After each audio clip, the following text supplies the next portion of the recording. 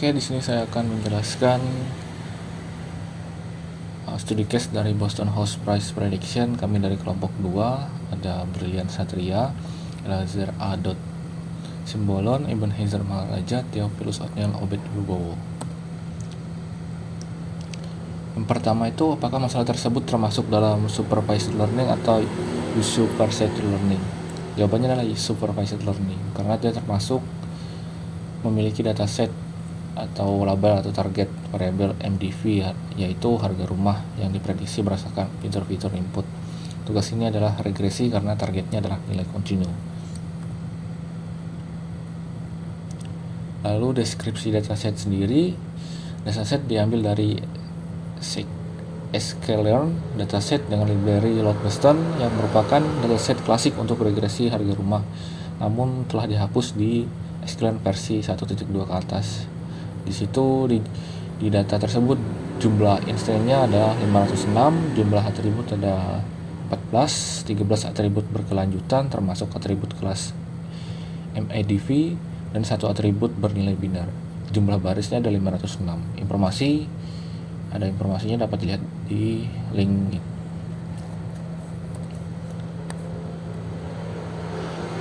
Untuk metodenya sendiri ada 5, yaitu linear regression, random forest regressor, XBOS regressor, SVM regressor, dan KKN regression. Codingan akan diperlihatkan setelah ini.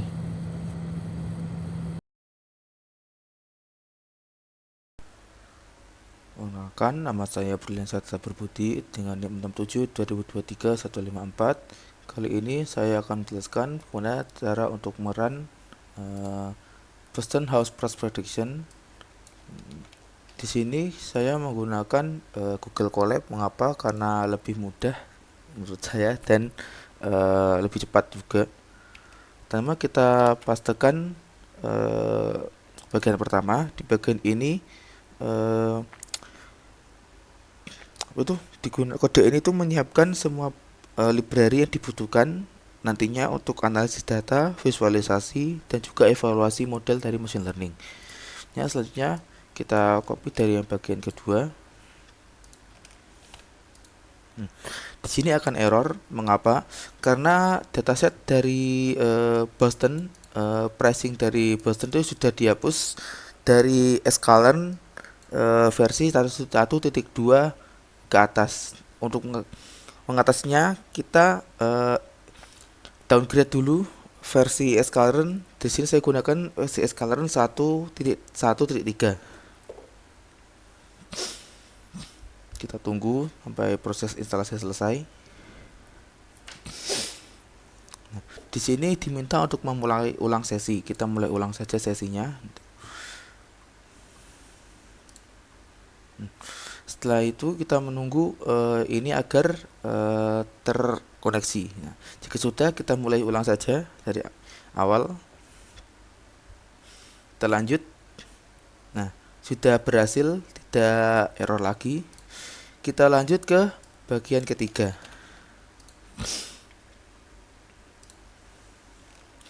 Nah, di bagian ini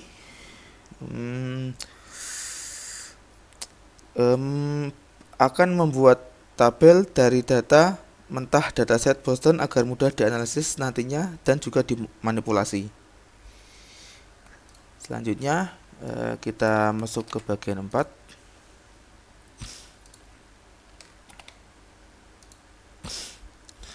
Di sini fungsinya adalah untuk menampilkan 5 data teratas dari dataset. Kita lanjut. Nah, untuk bagian ini fungsinya adalah untuk mengganti nama dari data frame dengan fitur yang sesuai agar data lebih mudah untuk dipahami. Kita lanjut bagian selanjutnya.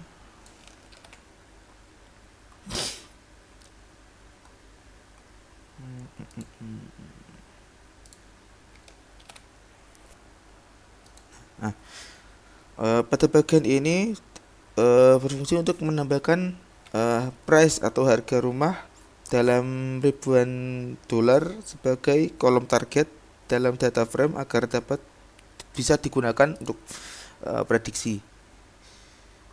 Terus kita lanjut.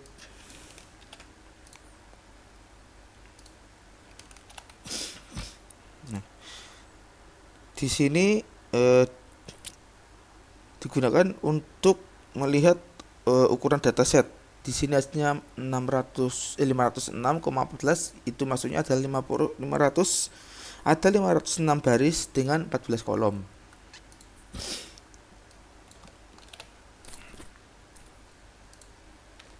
Kemudian data kolom ini kan untuk memberitahukan kolom-kolom apa saja yang berada dalam dataset.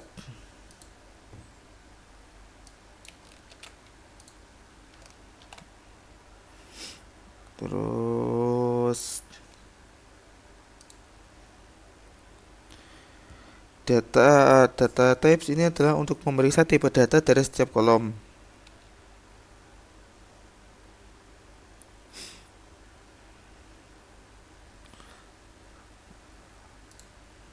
Oke. Tipe datanya itu adalah float.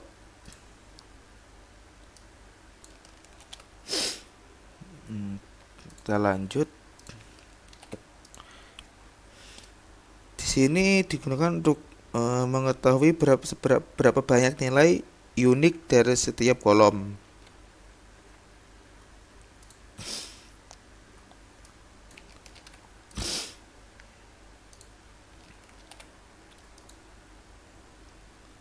Nah, di sini digunakan untuk memeriksa apakah ada data yang hilang dari setiap kolom dan menghitung jumlahnya.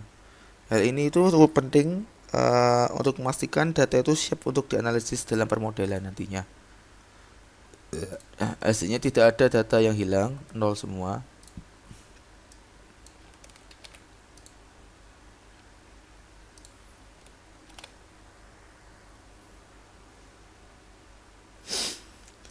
Lanjut. Nah, di sini digunakan untuk melihat seluruh baris yang mengandung nilai yang hilang atau salah. Karena di list tadi tidak ada yang salah, maka di baris ini itu isinya kosong. Oke, lanjut. Di bagian ini itu digunakan untuk mendapatkan gambaran umum tentang distribusi data seperti rata-rata, terus nilai minimum, maksimum, dan kuartil. Nantinya berguna untuk memahami sebaran data secara keseluruhan. Oke, kita lanjut. Kopas, masukkan ke Google Colab dan Tiran. Nah, di bagian ini itu nanti digunakan untuk melihat sejauh mana itu hubungan antara fitur dalam dataset dengan core.shape yang akan memberitahu ukuran dari matriks korelasi. Jika hasilnya 14 seperti ini, berarti ada 14 fitur yang dikorelasikan satu sama lain. Kita lanjut.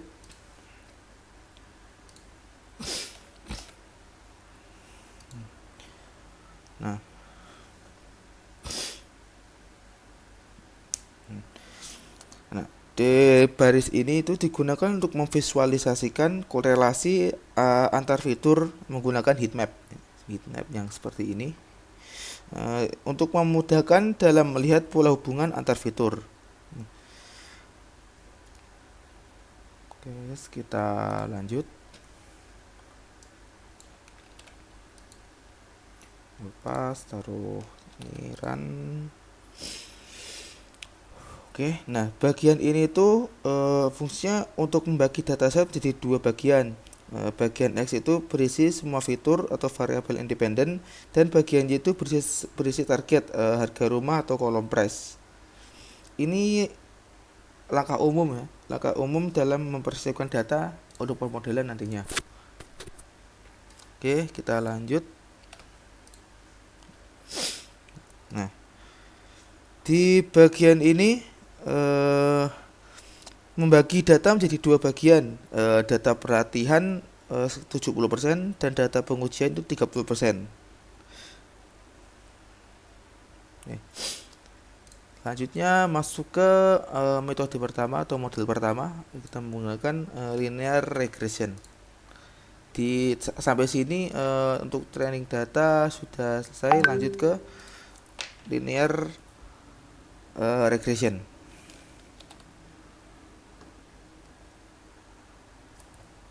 Oke, kita paste terus kita run. Nah, di baris ini itu membuat buah model linear regression dan melatih menggunakan data pelatihan X-trend dan Y-trend yang tadi. Setelah ini model itu nanti akan siap untuk digunakan untuk membuat prediksi. Kita lanjut.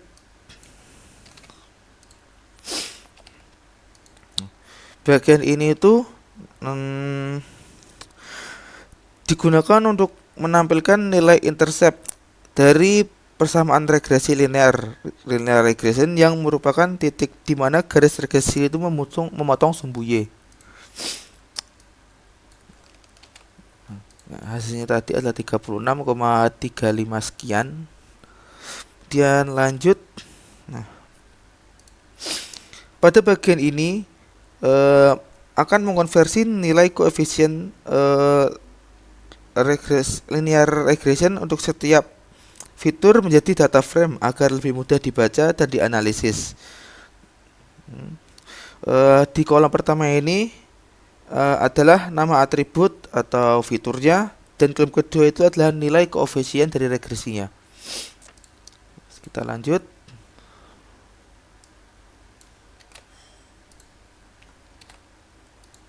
Nah, di bagian ini kode ini akan menghasilkan prediksi harga rumah atau YPRED berdasarkan fitur yang ada di data pelatihan X-train menggunakan model linear regression yang telah dilatih sebelumnya.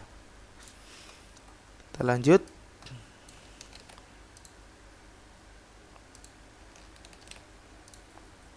Nah, pada kode ini digunakan untuk mengevaluasi kinerja model linear regression dengan beberapa metrik. R2 ini untuk mengukur seberapa baik model menjelaskan varians data. Terus adjust R square ini memperbaiki R square dengan memperhitungkan jumlah fitur. MIE itu rata-rata dari selisih absolut antara prediksi dan nilai aktual. MSI itu rata-rata kuadrat selisih antara prediksi dan nilai aktual. Terus RMSI itu akar kuadrat dari MSI memberikan akar kuadrat dari MSI, yaitu yang akan memberikan gambaran kesalahan dalam unit yang sama dengan data asli. Kita lanjut.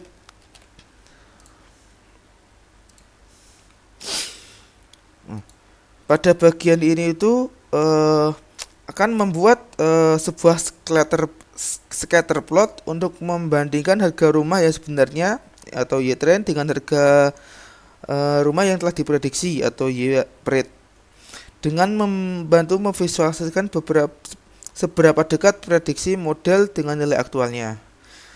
Jika plot ini menunjukkan titik-titik yang terpusat ke tengah garis diagonal ini, berarti model itu melakukan prediksi yang lebih akurat. Jadi semakin merapat ke tengah secara diagonal titik-titiknya itu, maka prediksinya akan semakin akurat. Kita lanjut. Selanjutnya pada kode ini itu membuat scatter plot juga, namun untuk memeriksa residuals atau selisih dari nilai yang diprediksi dengan nilai asli.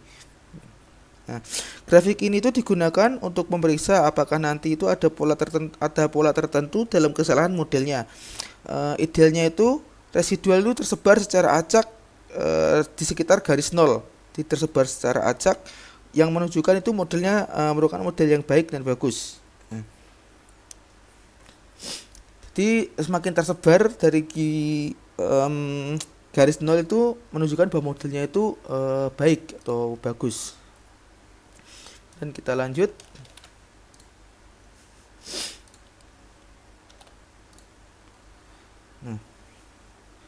Selanjutnya ini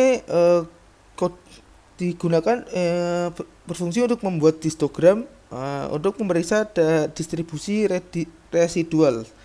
Tujuannya itu adalah untuk memverifikasi apakah residual atau kesalahan modelnya itu terdistribusi secara normal, yang merupakan asumsi dasar dalam linear regression. Terus kita lanjut.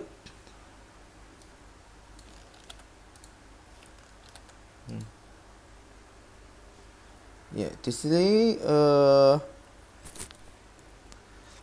kode ini itu akan menghasilkan prediksi harga rumah y-test price berdasarkan fitur dari pengujian x-test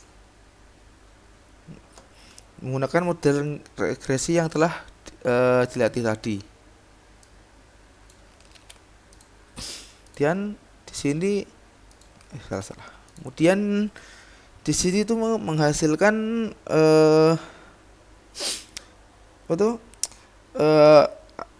digunakan untuk mengevaluasi kinerja model pada data pengujian x-test dan y-test dengan beberapa metrik seperti tadi. R square itu merupakan seberapa baik model itu menjelaskan variasi data pengujian. Adjust R kuadrat itu memperbaiki R kuadrat dengan memperhitungkan jumlah fitur yang ada pada pengujian. MII menghitung rata-rata menghitung rata-rata selisih absolut antara nilai prediksi dan nilai sebenarnya pada data pengujian. MSI itu menghitung rata-rata kuadrat selisih antara prediksi dan nilai sebenarnya. RMSI itu sama dengan RMSI itu akar kuadrat dari MSI yang memberikan gambaran kesalahan dalam unit yang sama dengan data asli. Oke, untuk selanjutnya di random forest regression akan dijelaskan oleh anggota kelompok kami lainnya. Nah, di sini saya Theophilus Otniel Wibowo akan melanjutkan pembahasan tentang random forest regressor. Yang di sini pertama kita import dulu di sini untuk mengimport model ensemble untuk berbasis tree pohon keputusan ini. Kemudian ada training modelnya, training set ini untuk melatih model dengan data. Nah, ini kita coba run. Nah, hasilnya ini. Kemudian di sini ada model prediksi. Ini evaluasi model train set seperti R kuadrat dan sebagainya. Ini R kuadrat nih seberapa besar variasinya, harga rumahnya. Kemudian adjusted ini buat koleksi dari R kuadrat tadi yang kemudian dipertimbangkan untuk jumlah fitur untuk membandingkan model. Ini hasilnya. Kemudian ini merupakan visualisasi dari perbedaan tadi antara harga dan prediksi. Ini hasilnya. Nah, kemudian di sini untuk ngecek residualnya ini tadi. Nah, kemudian di sini untuk evaluasinya, model evaluasi dari hasil model tadi yang sudah kita cari. Ini hasilnya. Ini untuk evaluasi model tadi. Kemudian yang selanjutnya yaitu model XGBoost regressor. Di sini pertama kita import dulu sama seperti tadi.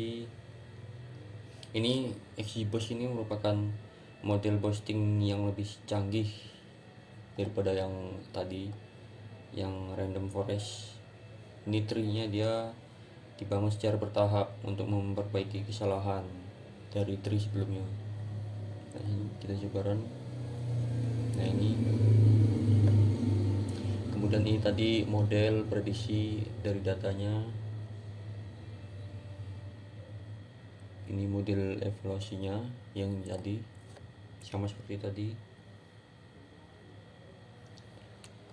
Ini menunjukkan kesalahan tadi, sisa kesalahan dari tree-nya. Ini tadi modelnya, model evaluasi tadi. Kemudian ini visualisasinya dari hasil prediksi dan harga tadi, perbedaannya.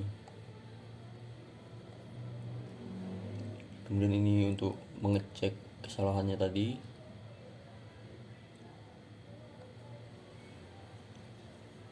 Kemudian ini untuk tes data model tadi, dan ini adalah model evaluasinya. Oke, jadi di sini saya akan menjelaskan bagaimana membangun model SVM untuk memprediksi harga rumah di Boston.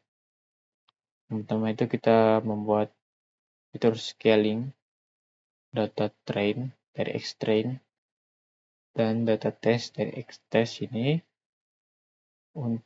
dengan menggunakan teknik standarisasi.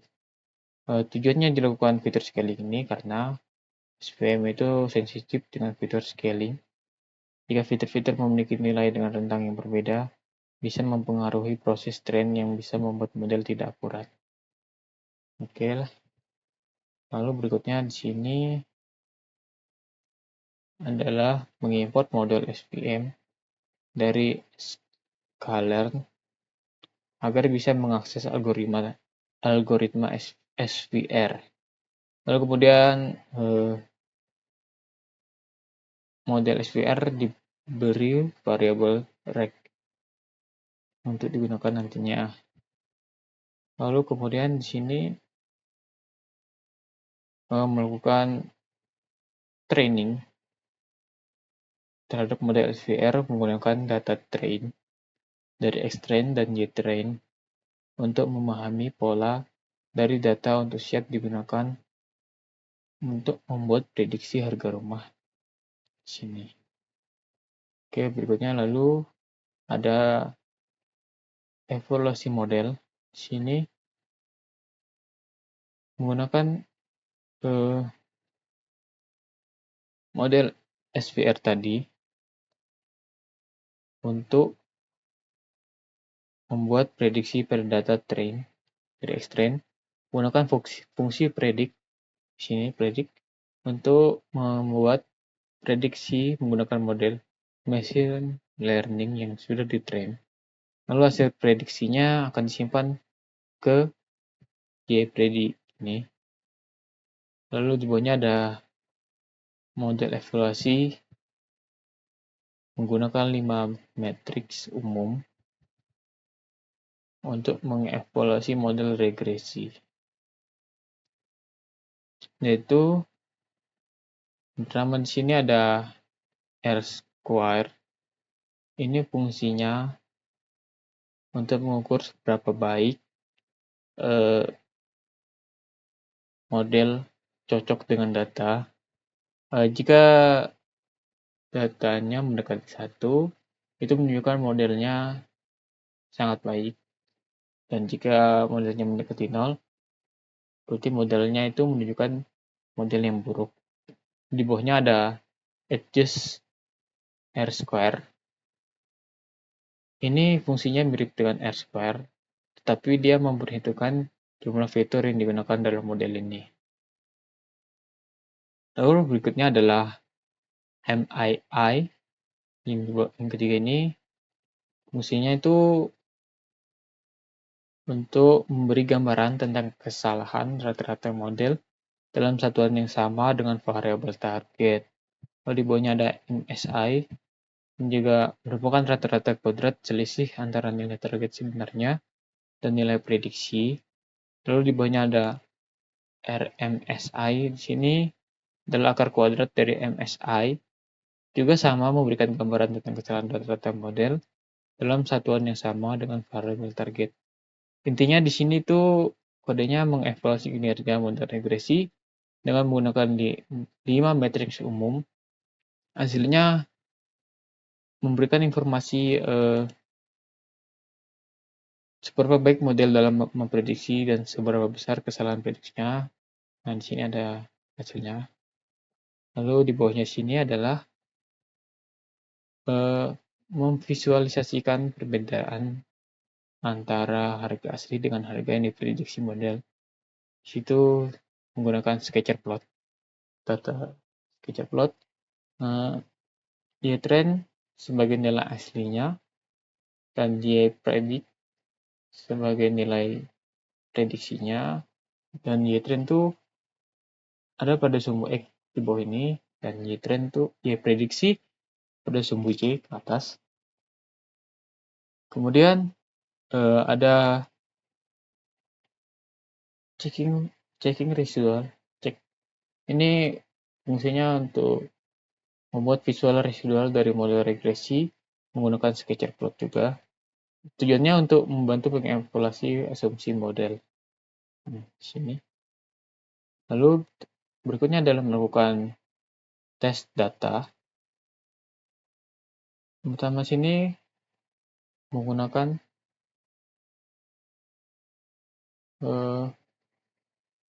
pada data pengujian X-test ini menggunakan model yang sudah di-train tadi. Kemudian hasil prediksinya disimpan di ini, di Y-test prediksi. Oke, kemudian terakhir menggunakan evaluasi data pengujian menggunakan metrik evaluasi seperti di sebelumnya. Ini yang bertujuan untuk menunjukkan kinerja model secara nyata, berbeda dengan saat training tadi. Ya, ini hasilnya.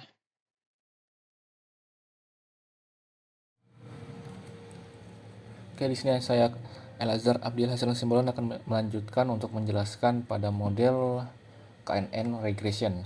Jadi yang pertama itu saya mengimport ini KNN Neighbors regression dari library sklearn ya. Lalu membuat model yang di sini yang mengartikan bahwa ia akan mencari 5 tetangga terdekat untuk setiap data yang ingin diprediksinya. Terus selanjutnya di sini akan melatih model tersebut menggunakan data training, yaitu X-train sebagai fitur dan Y-train sebagai target atau harga rumah. Jadi di sini menggunakan proses speed. Ini saya coba run ya. Oke. Jadi hasilnya visual seperti ini. Lalu selanjutnya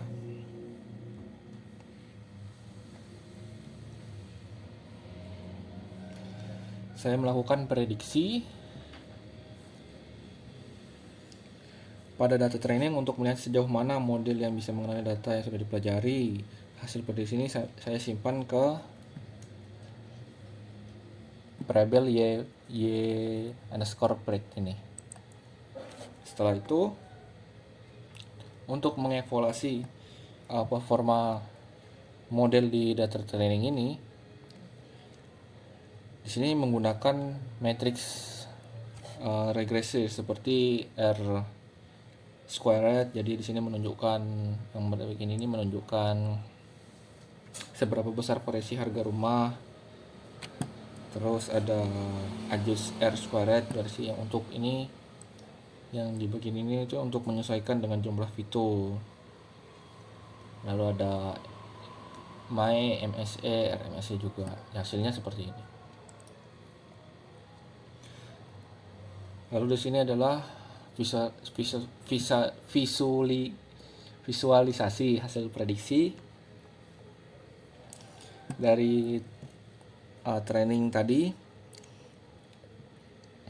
seperti ini akhirnya visual dari KNN. Di sini untuk membantu kita melihat secara visual bagaimana performa prediksi si model KNN ini. Lalu di sini ada prediksi dataset.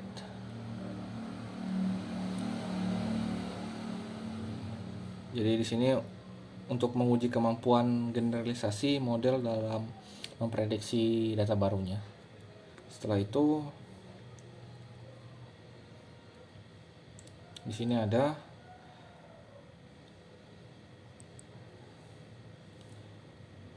evaluasi model di data tesnya.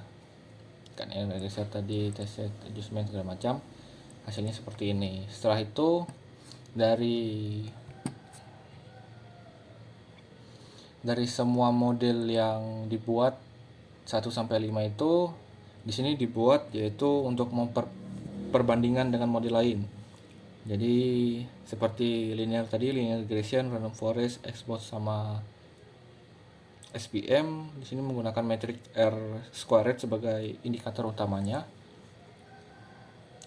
Linear squared score. Jadi di sini dia itu akan mengurutkan model berdasarkan skor terbaik. Jadi kalau di run bakal dari kelima model itu nanti akan urutan siapa paling terbaik dengan hasil sebagai berikut. Lalu dari hasil codingan tadi, dari kelima metode yang telah dicoba, metode yang paling optimal adalah XBox. Alasannya karena metode tersebut akurasinya paling tinggi dengan R square di angka 8706 bla bla bla dibandingkan keempat metode lainnya. Metode ini juga lebih cepat dan efisien jika ingin hasil terbaik dan stabil. Metode XBox adalah pilihan yang paling optimal. Berikut adalah foto perbandingan dengan metode lainnya. Di urutan pertama itu ada XBox, lalu di urutan kedua ada random forest, lalu urutan ketiga ada KKN regressor, urutan keempat ada linear regression, dan yang terakhir ada HVM support vector machine. Saya melanjutkan untuk kesimpulannya yang didapat. Jadi model terbaik berdasarkan akurasi di data tes adalah XBox, regressor, kemudian random forest. Jadi linear regression cukup baik sebagai baseline namun tidak mampu menangkap kompleksitas data. Si KNN bisa digunakan tapi hasilnya kurang konsisten dan sensitif terhadap skala serta jumlah tetangga. SVM memberikan hasil moderat tetapi butuh waktu dan timing parameter seperti si epsilon dan kernel agar performanya optimal. Jadi secara keseluruhan itu model berbasis keputusan random forest dan XBox paling unggul dalam kasus ini karena bisa menangani hubungan non linear dan interaksi antara fitur dengan sangat baik.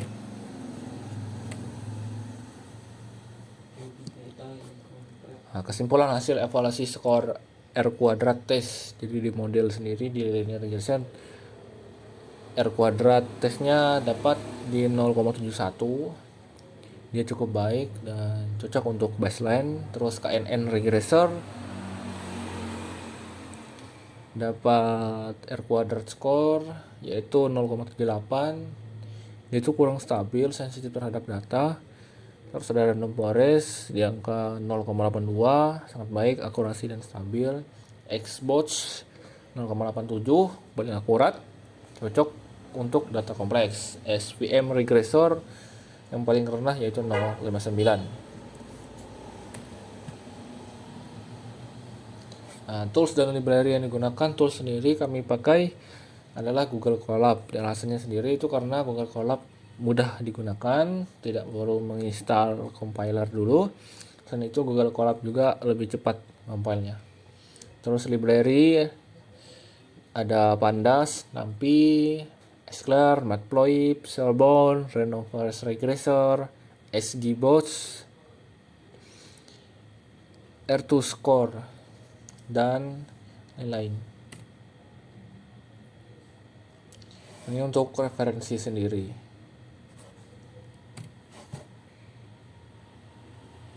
Itu saja dari studi kasus kami. Terima kasih.